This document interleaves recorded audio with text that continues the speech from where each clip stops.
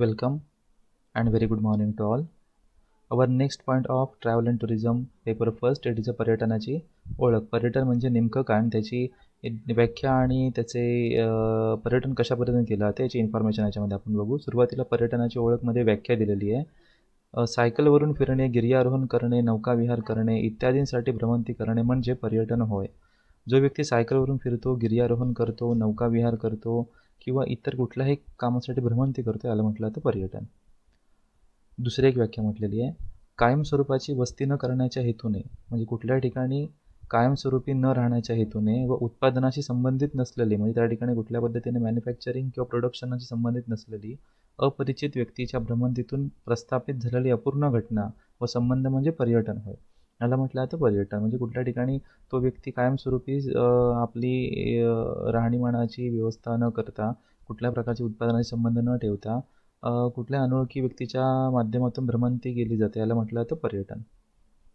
Then पर्यटन क्रियेचे घटक कुठले आहेत बघा. त्याच्यामध्ये पहिलं म्हटलेलं अल्पकाळासाठी मूळ स्थान सोडून इतर ठिकाणी जाणे व परत येणे, म्हणजे शॉर्ट पिरियडसाठी आपण एका ठिकाणी दुसऱ्या ठिकाणी जातो तिथून परत येतो याला म्हटलं जातं पर्यटन. याच्यामध्ये गोवा, म्हैसूर, उटी इत्यादी ठिकाणी, म्हणजे ही काही एक्झाम्पल दिलेले आहेत अशा प्रकारच्या ठिकाणी, किंवा आपण आउट ऑफ इंडिया असेल, ऑल वर्ल्डमध्ये कुठल्या ठिकाणी आपण गेलो आणि तिथून आपण काही कालावधी स्टे करून परत आलो याला म्हटलं जातं पर्यटन. देन पर्यटन करीत असताना वाहतुकीबरोबर प्रवास, निवास, भोजन इत्यादी सेवांचा उपभोग घेतात. म्हणजे फक्त प्रवासच करणे किंवा वाहतूक करणे असं नाही आहे, तर त्याच्यामध्ये राहण्याची, जेवणाची, इतर सगळ्या गोष्टींचा समावेश पर्यटनामध्ये केला जातो. देन पर्यटन करीत असताना काही अत्यंत महत्त्वाच्या वस्तू पर्यटक स्वतःजवळ ठेवतो, म्हणजे सेफ्टीच्या दृष्टिकोनातून असेल किंवा कम्युनिकेशनच्या दृष्टिकोनातून असेल, ह्या सगळ्या गोष्टी तो आपल्याकडे कायमस्वरूपी ठेवत असतो याला म्हटलं जातं पर्यटन.